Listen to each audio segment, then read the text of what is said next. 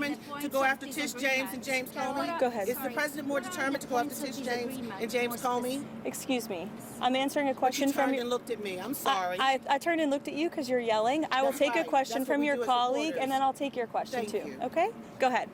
What are exactly the points of disagreement that they are still working on? I don't want to detail sort of the technical talks that are happening right now, but there are just a couple, and we're confident that we'll be able to work through those. Will the president put pressure on Putin or Zelensky if this doesn't work? The president's been putting a lot of pressure on both leaders for this entire time. We've been talking with both sides. He's been talking to both leaders directly for 10 months now. So yes, you can expect that pressure to continue. The president wants this war to end. Caroline, is the president more determined now, since the judge's ruling today, to go after James Comey and Tish James, and if so, why? I wouldn't say he's going after them. I think the president is more determined than ever to see accountability in this country, yes, and to correct the wrongs of the weaponization of our justice system that we saw under the previous administration and Joe Biden. Venezuela. Are we entering a new phase in Venezuela, and what does that entail? Well, as the president is so good at, I'll try to be just as good. I'm not going to broadcast any actions that may or may not be happening with respect to Venezuela. I know I've been very clear about the administration's position, as has the president and his national security team. We view the Maduro regime as being illegitimate, and the president has been very satisfied with the successful strikes against narco-terrorists and foreign terrorists that are illegally trafficking drugs towards the United States of America. He's not going to tolerate that, and you can expect to see those strikes continue. Is there any meeting on Venezuela planned for this week?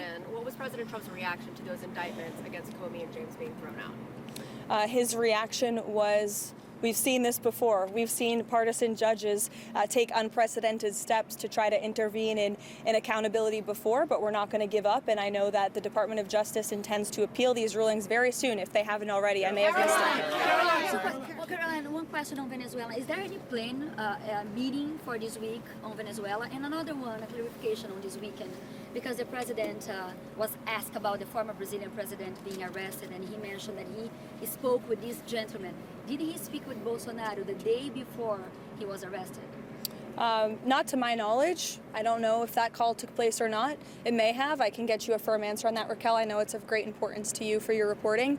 As for meetings on Venezuela, there's meetings on a range of topics inside this building all of the time. And the president is constantly apprised of what's going on in the world, what's going on in the news, and he's very well written into all of the things that his team are working on. Caroline, please. You would not go into the sticking points of the disagreement between the two parties in the Ukraine peace process, but how flexible is the president in coming to a deal, and will the Europeans be part of a final negotiation with Zelensky?